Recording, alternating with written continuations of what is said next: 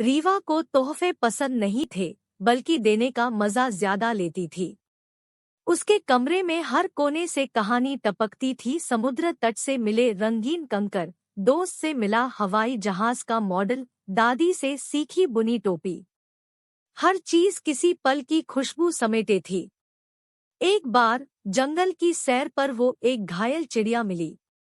उसे ठीक किया, लाल धागे से घोंसला बनाया। उसे छोड़ते हुए मन भारी हुआ। अगले दिन चिड़िया ने उसके बरामदे में चाबी गिराई, बूढ़े पेड़ के नीचे छिपे खूबसूरत पंखों का छोटा संग्रह। रीवा उस पंछी की तरह थी, खुशियां बांटती हुई।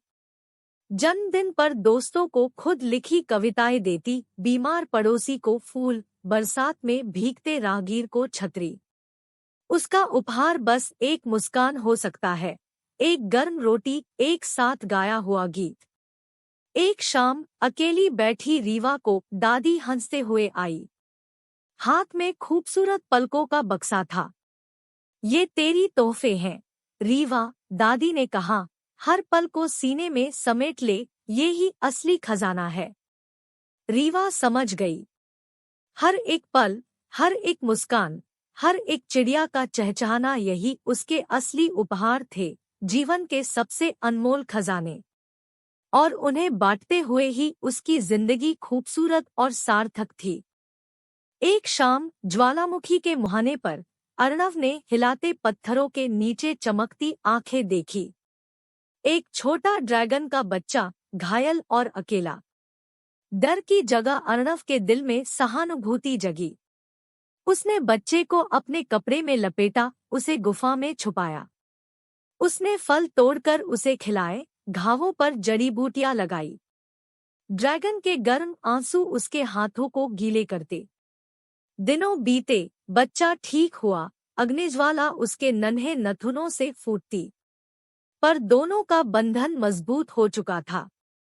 अर्णव उसे अग्नि कहता, उसकी पीठ पर सवार होकर हवा में उड़ता।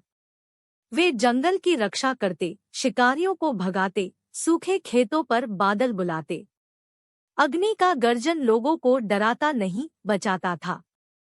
एक दिन दुष्ट जादूगर ज्वालामुखी को जगाने आए। अग्नि और अर्णव ने उनका सामना किया। अग्नि की आग और अर्णव की बुद्धि से जादूगर हार गए। ज्वालामुखी शांत हुआ, जमीन हरी हो गई। अर्णव जानता था, ड्रैगन सिर्फ दंतकथाएं नहीं, हृदय में जगी उम्मीद की लपट है। अग्नि उसके लिए दोस्त से ज्यादा जिम्मेदारी थी, प्रकृति की रक्षा का संकल्प, दिल में जलते ख्वाबों की आग।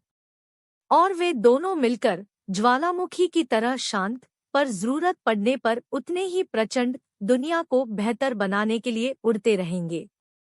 वीरू का दोस्त एक जादुई किताब था, पुराना, कटाफ्टा, पर ज्ञान से भरा हुआ।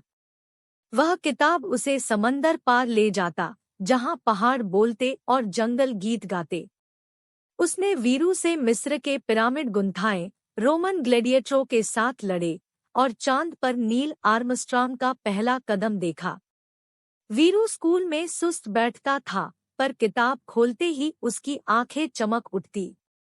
वह समुद्री डाकू बन जाता, अंतरिक्ष यात्री, गुप्तचर, हर पन्ने के साथ एक नया किरदार निभाता। किताब ने उसे इतिहास पढ़ाया, विज्ञान समझाया, और दुनिया की खूबसूरती दिखाई।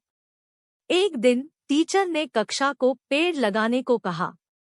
वीरू घबराया, उसे पेड़ों के बारे में किताबों में तो ही पढ़ा था। पर तभी उसने किताब की बात याद की, प्रकृति के साथ दोस्ती करो, वो तुम्हारी ख्याल रखेगी। वीरू ने गड्ढा खोदा, मिट्टी भरकर पौधा लगाया, उसे पानी दिया। दिनों बीते, पौधा हरा भरा हो गया।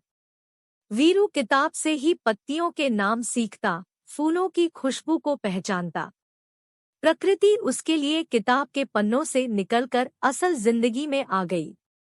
वीरू की कहानी बताती है कि किताबें सिर्फ पढ़ने के लिए नहीं होती, वो हमें जिंदगी जीना भी सिखाती है।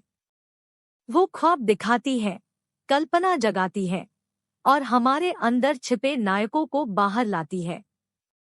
वीरू के लिए किताब उसका जादुई दोस्त थी, पर असल में वही उस किताब के लिए हीरो बन गया था, जिसने उसे दुनिया की सबसे बड़ी कहानी, जिंदगी की कहानी पढ़ना सिखाया था।